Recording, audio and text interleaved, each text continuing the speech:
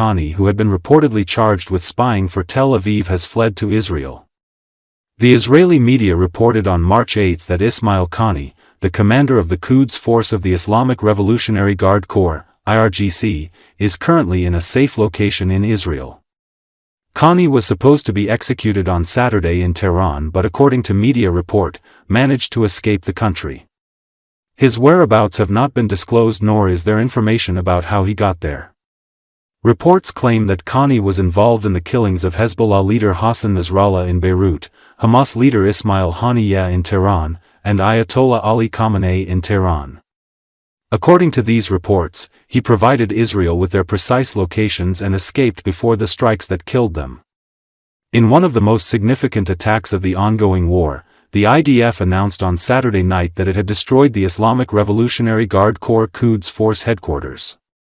In recent years, Khamenei's name has frequently appeared in news reports during escalating tensions between Iran, Israel, and the United States, and there have occasionally been rumors about assassination attempts or his disappearance during regional conflicts, though many of those claims have remained unconfirmed.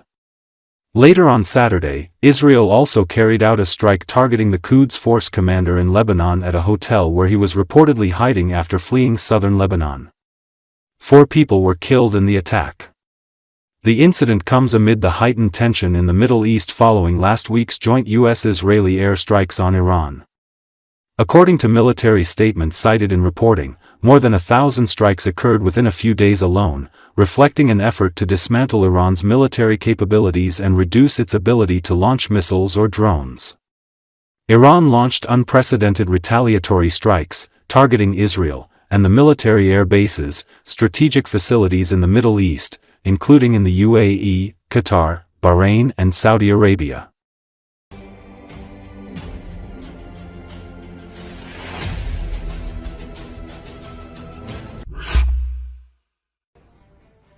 As reported, NATO assets shot down an Iranian ballistic missile headed for Turkey, alliance officials said. A ballistic munition detected to have been launched from Iran and after passing through the airspace of Iraq and Syria, directed towards Turkish airspace, was timely engaged and neutralized by NATO air and missile defense assets deployed in the eastern Mediterranean, reads an English-language statement from the Turkish Defense Ministry. The munition fragment that fell in the Dorchiol district of Hatay was identified as belonging to the air defense interceptor used to neutralize the threat in the air. There were no casualties or injuries in the incident. In this case, NATO Secretary General Mark Rutte said the alliance is not looking to trigger Article 5 on Thursday after Iran fired a missile that entered Turkey's airspace. Nobody's talking about Article 5, Rutte told Reuters. The most important thing is that our adversaries have seen yesterday that NATO is so strong and so vigilant, and even more vigilant if possible since Saturday, he added. NATO's Article 5 Mutual Defense Clause says an armed attack against one member is an attack against all and empowers the alliance to take armed action against aggressors. The incident around Turkey follows strikes on U.S. assets in Kuwait, Qatar, Bahrain, and other areas throughout the Middle East and North Africa. Wider conflict could come next, as both Iran and the U.S. vow revenge for deaths on both sides. Iran has been attacking multiple countries in response to U.S. and Israeli strikes against it. It has struck the UAE, Bahrain, Oman, Kuwait, Iraq, and Saudi Arabia. Its northern neighbor, Azerbaijan, said an Iranian drone injured 4 civilians.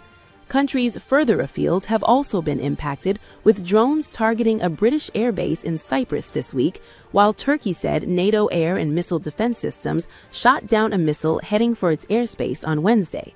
Both countries are members of NATO, bound by Article 5 of its treaty to unite in defense of any member that is attacked. But the bar for a response by the military alliance remains high, experts have said. Iran denied firing a missile at Turkey, but has not responded to drones targeting the British base in Cyprus. The UK's defense ministry said Wednesday that the Shad-like drone, synonymous with Iran, which makes one-way Shad attack drones and has exported them to its ally Russia, said was not launched from Iran. CNBC has requested further comments from Iran's foreign ministry. Analysts say the incidents show the war could expand to affect the alliance. Hamish Kinnear, senior Middle East and North Africa analyst at risk analysts Verisk Maplecroft, told CNBC that attacks on Turkey and a UK airbase reflect Iran's willingness to widen what it sees as an existential war of survival. The incidents raised the stakes further for an expanding regional war, even if it is unclear that Iran was deliberately aiming at Turkey, he said. He said that if Tehran decided to target Turkey more aggressively, it would likely attack U.S. bases and energy infrastructure, mirroring Iranian tactics in the Persian Gulf. Kinnear said Turkey would prefer not to become embroiled in the war on Iran, but would likely consider direct retaliation if Iran clearly started targeting it.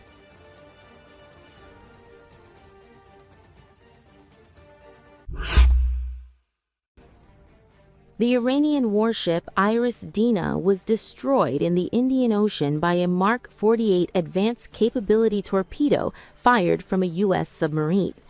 This is one of the most lethal anti-ship weapons in the U.S. arsenal, capable of splitting ships in half. This is reported in the Fox News article. Experts believe the attack was a demonstration of U.S. naval superiority. This strike was intended to send a strong signal to Tehran that Washington was prepared for the most decisive action. Thomas Shugart, a senior fellow at the Center for a New American Security, noted that the torpedo is equipped with a warhead weighing about 650 pounds and operates on a special principle. It does not hit the ship's hull directly, but rather detonates under the vessel's keel, creating a massive steam bubble that pierces the ship's stern and splits it in half.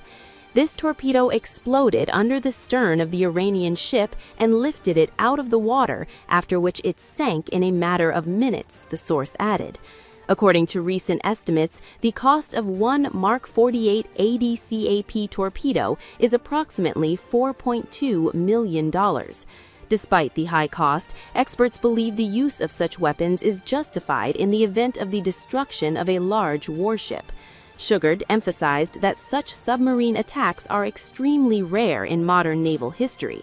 Besides World War II, he pointed to the 1982 Falklands War as one example of a submarine-launched torpedo sinking a major surface warship. This was the second time in history that a nuclear submarine fired a torpedo and sank a ship. The only other such incident was the British submarine HMS Conqueror, which similarly sank the Argentine cruiser General Belgrano during the Falklands War in 1982, Shugart said. The expert believes that the operation sent a clear message to the Iranian government. This strike sent a message that if Iran still has warships or vessels belonging to the Iranian government, they should expect no mercy, he added. As previously reported, Pentagon Secretary Pete Hegseth announced the sinking of an Iranian warship by a U.S. submarine off the coast of Sri Lanka. He noted that this was the first torpedo-driven sinking of a ship since World War II. Hegseth also reported the sinking of the Iranian trophy ship Soleimani, named after Iranian General Qasem Soleimani, who was killed by the U.S. military during Donald Trump's first term. I think the U.S. president caught him twice, the minister added, alluding to the previous operation against the general. Earlier, news broke of the sinking of an Iranian vessel off the coast of Sri Lanka. A Sri Lankan naval spokesman reported the recovery of the bodies of those aboard the vessel.